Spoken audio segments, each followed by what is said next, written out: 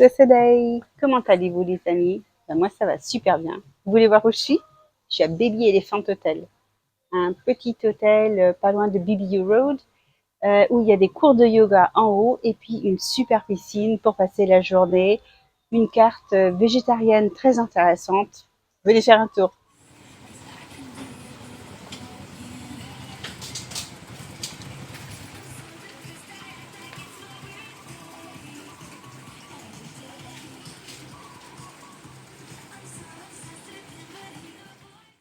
Je vous ai parlé de tout jusqu'à maintenant, mais on n'a pas parlé des enfants quand on en a. Alors, qu'est-ce qu'on fait pour la scolarité?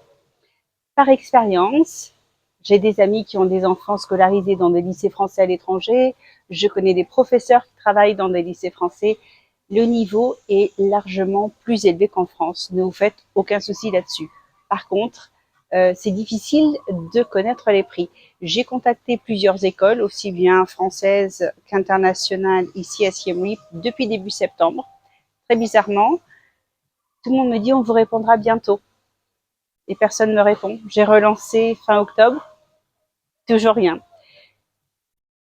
Je me demande si le prix n'est tout simplement pas à la tête du client. Je saurai jamais, je vais me fâcher avec personne, donc je n'ai filmé aucune de ces écoles, je ne donnerai aucun nom. Vous avez l'embarras du choix à Siem Reap. Il y a des écoles américaines, australiennes, françaises. Vous avez vraiment tout ce qu'il faut. Par contre, moi, ce que je trouve peut-être pas plus mal, considérant que le coût de ces écoles reste assez élevé, c'est tout simplement d'avoir recours au CNED. Le CNED, c'est l'école à distance. J'ai vérifié les prix. Alors, que ce soit en primaire, en collège ou en lycée, ça fait à peu près 1100 € par an, par enfant. Il y a aussi la possibilité, lorsqu'un enfant est scolarisé dans une école étrangère et qu'il manquerait juste une ou deux matières, de prendre seulement la matière dont on a besoin, et ça commence dans les 360 € par an.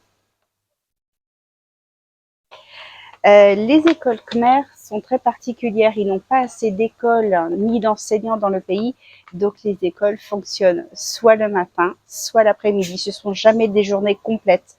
Donc je ne pense pas que pour nous qui ayons l'habitude d'aller à l'école toute la journée, ce soit vraiment fait pour nous. Aussi, je pense qu'ils sont assez limités. Le nombre de matières enseignées n'est pas du tout le même. Il vaut mieux aller vers des écoles internationales ou alors le CNED. Par contre, il faut être capable de suivre ses enfants, parce qu'un enfant ne va pas forcément s'autodiscipliner dès l'âge de 6 ans pour pouvoir étudier tout seul. Donc, il faut avoir beaucoup de temps libre. Est-ce que vous travaillez? Est-ce que vous avez du temps libre? C'est une autre question.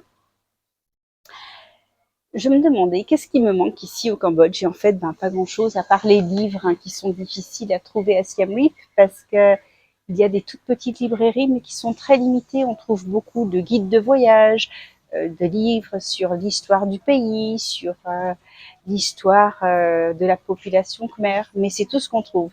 Sinon, il faut aller à Phnom Penh. Et même à Phnom Penh, ça n'a rien à voir avec la FNAC et tout ce qu'on peut avoir chez nous. Cultura, tout ça, non. D'un autre côté, il n'y a pas non plus Amazon, il n'y a aucun service de livraison par la poste, étant donné que la poste, on peut envoyer et on ne peut pas recevoir. Donc j'ai chargé mon Kindle avant de partir, et on fait pas mal d'échanges de bouquins. J'ai d'ailleurs découvert une petite librairie de livres d'occasion qui est très sympa, qui se trouve au-dessus du restaurant Bané, celle-ci.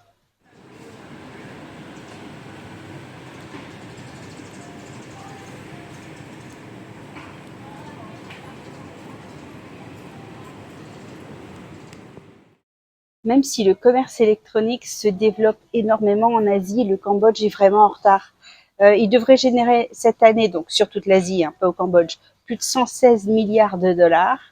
Mais ici, il n'y a rien du tout. Alors, il y a des sociétés qui aident pour commander en Thaïlande et acheminer ici, notamment pour commander sur un site thaïlandais qui s'appelle Lazada, ou alors il y a aussi Ikea à Bangkok qui peut livrer cette personne qui s'occupe de tout acheminer au Cambodge.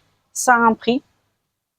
J'ai pas utilisé ces services parce que je n'ai pas eu besoin, mais ça peut servir si vraiment vous aviez besoin pour meubler une maison entière. Ça peut être chouette parce que à Siem Reap encore, on est assez limité. On trouve pas facilement du linge de maison de bonne qualité en coton ou en lin. On trouve que des trucs synthétiques qui tiennent horriblement chaud, dans lesquels on transpire. C'est vraiment pas agréable. Pour tout ce qui est meubles, tout est possible ici puisque tout se fait sur mesure.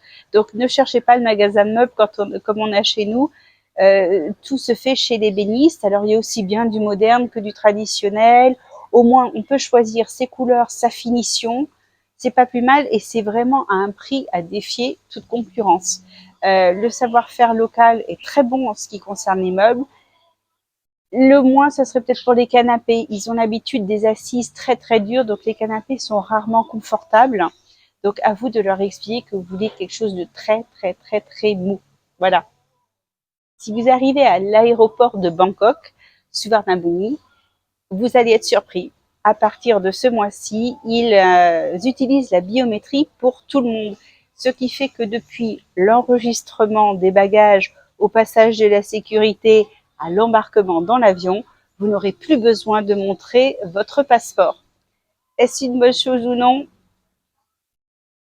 Bon. J'ai été regarder par curiosité cette semaine combien de mots il y avait dans la langue khmer. Il y en a 3600. Et en français, il y en a 60 000. Quant à l'anglais, il y en a plus de 171 000. Bon, ça reste quand même une mission d'apprendre le khmer, mais je me dis que si c'était le français, ça serait beaucoup plus difficile. Donc j'espère que je vais la maîtriser assez rapidement. Je progresse tous les jours, mais c'est toujours pas ça. Par contre, de là à apprendre à la lire, à mon avis, c'est pas gagné. J'ai d'ailleurs trouvé un petit dictionnaire cette semaine, ça fait des semaines que je cherche et je n'ai trouvé que celui-ci.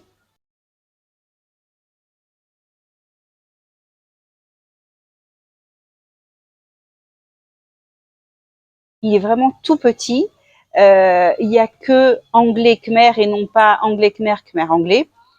À savoir qu'en fait, l'écriture qu'ils utilisent pour que les étrangers l'apprennent, c'est tout simplement de la phonétique. Alors, c'est pas le langage officiel phonétique, mais d'un prof à l'autre, ça s'écrit pas forcément exactement pareil.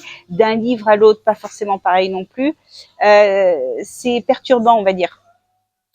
Euh, j'ai ma prof qui m'a apporté un gros dictionnaire. Regardez, celui-ci.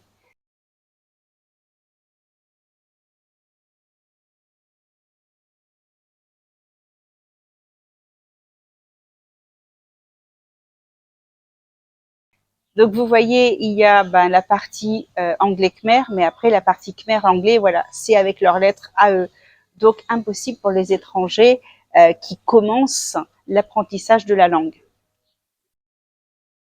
Ça doit vraiment leur prendre des années d'apprendre toutes les petites subtilités des langues étrangères, étant donné qu'ils ont si peu de vocabulaire. Et maintenant, je comprends mieux pourquoi des fois, j'ai l'impression que mon chauffeur de tuk-tuk va parler 10 minutes pour demander un renseignement tout simple. C'est tout simplement parce qu'il doit expliquer, réexpliquer, reformuler pour que l'autre personne le comprenne alors qu'il parle la même langue. Comme vous voyez, j'ai raccourci mes vidéos parce que j'ai quand même de moins en moins à vous montrer sur le Cambodge. Alors, n'hésitez pas, si vous avez des thèmes qui vous intéressent, je ferai des petits reportages en fonction. Je continue à vous faire voyager toutes les semaines. Bientôt, je vais vous faire voyager un petit peu plus loin sur les îles. Donc, on reste connecté. Likez ma chaîne, abonnez-vous et je vous dis à dimanche prochain, les amis. Bye bye.